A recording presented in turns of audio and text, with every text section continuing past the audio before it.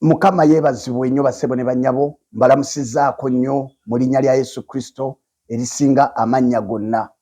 Njagala tubikule ffenna mu kigambo kya Katonda, Isaaya essula ya 53, twejjukanye ku lunaku luno Mukama waffe Yesu Kristo kwe yafiira era n'azuukira.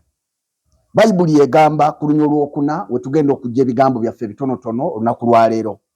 Mazima yeetikka obuyinike bwaffe n'asitula ennaku zaffe, naye twamulowooza nga yakubibwa yafumitibwa Katonda n'abonyaabonyezebwa, naye yafumitibwa olw'okusobya kwaffe, yabetentebwa olw'obutali butuukirivu bwaffe, okubonerezebwa kw'emirembe gyaffe kwali ku ye, era emiggo gye gye gituwonya.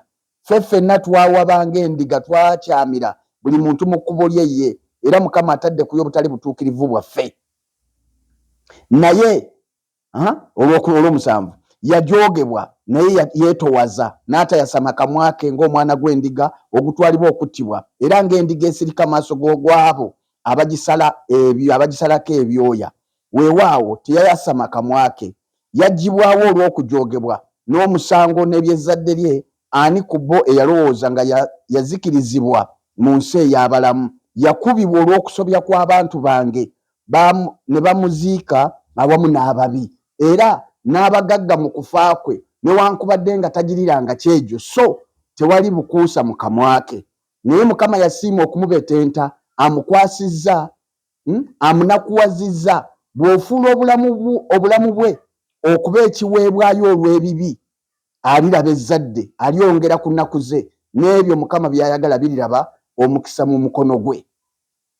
Aliraba ku ebyo ebiva mu kulumwa kwe, mu kulumwa kw'obulamu bwe, era birimumala. Mukama yeebazibwe. Bassebo ne bannyabo, nga tujjukira okufa n'okuzuukira kwa Mukama waffe Yesu Kristo. Kuno okuzuukira kwa Yesu n'okufa kwe tekitegeeza kulya na kunywa na kusanyuka kyokka. Ebyo byonna bye tukola, okugula engoye empya, okulya, okunywa, okusanyuka, ebyo byaffe ng'abaana b'abantu, biyamba ffe ng'abaana b'abantu. Naye ekisanyusa Mukama waffe Yesu Kristo, ekisanyusa eggulu, ekireeta eggulu okusanyuka n'okujaganya, era n'awulira nga amatidde, kwe kulaba nga ku lunaku bwe luti tukyuka okudda gy'ali, tutunuulira obulamu bwaffe, tukebera obulamu bwaffe, tulaba obutali butuukirivu obutuula mu ffe, twenenya ebibi byaffe. Bwe tukola bwetyo bassebo ne bannyabo, ekyo kye kisanyusa Mukama waffe. Bayibuli egambye nti aliraba ku ebyo ebiva mu kulumwa kw'obulamu bwe, era birimumala.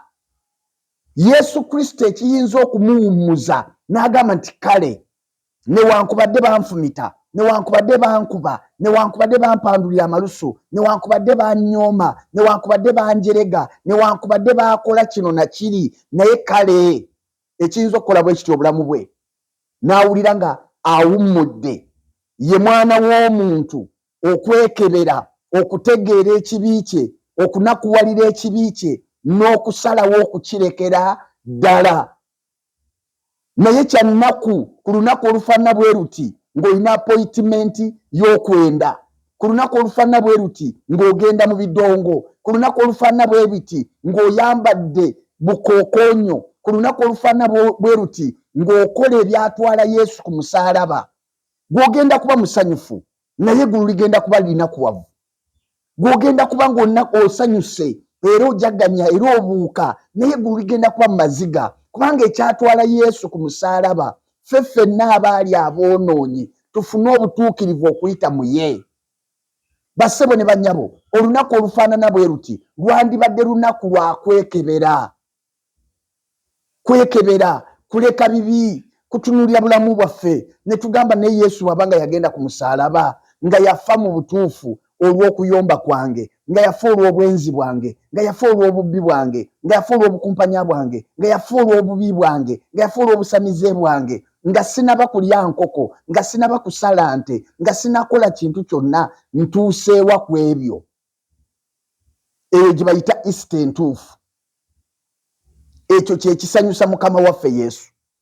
Ng'era bw'olaba omulimi bw'ayinza okulima, abalima waliwo ebirimibwa ebikuumibwa ng'omuceere, ng'ebinyeebwa, n'ebirimibwa ebifaanana bwe bityo, oli n'abirima n'atawaana nabyo, n'abikuuma, tayagala binyonyi kubirya, tayagala bisolo kubirya, tayagala kamugezi birye, n'akuuma kasooli, tayagala nkwenge kumulya, n'akuuma, n'atawaana. Naye bw'amala okukungula n'alaba kubikungulwa, muli awulira ng'agamba newankubadde nga natawaana naye kale ekyo kinaamala.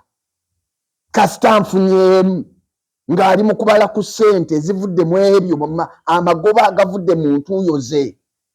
Kati amagoba agava mu ntuuyo za Kristo, amagoba agava mu kufa kwe n'okuzuukira kwe, amagoba agava mu kwewaayo kwe, Bayibuli gweyogerako mu Bakolinso 5:21 nti teyamanya kibi naye Katonda n'amufuula ekibi ku lwaffe ffe tufuuke obutuukirivu bwa Katonda okuyita mu ye. Ekimu ku bisobola okumugamba nti ekyo kinammala kwe kulabayo omukazi n'omusajja amaliridde n'agamba mu butuufu leero nkyuse ndese byonna ebitali bya butuukirivu. Ekyo kye kiyinza okumusanyusa, ekyo kye kiyinza okumugambisa nti ekyo kinammala, ekyo kye kiyinza okumuwummuza nga nze naawe twekebedde ne tuleka ebibi byaffe ne tubitwala ku musaalaba ne tubyenenya ne tukoola omusaayi gwe okutunaaza. Naye okwambala engoye ennungi, okulya obulungi, okugula sooda omungi, ekyo tekisanyusa. Kisanyusa ffe, kisanyusa baana baffe, kisanyusa bakyala baffe, kisanyusa abaami baffe, ekyo kisanyusa mibiri gyaffe. Naye ekiyinza okusanyusa Yesu gwe kuleka bibi byo n'okola obutuukirivu. Kigenda kuba kya nnaku olwaleero ng'ate ku lunaku lwe tujjukirako okufa n'okuzuukira kwa Yesu ate nga gw'ozzeeyo okola ebyo byatwala Yesu ku musaalaba. Mukama akumpeera omukisa.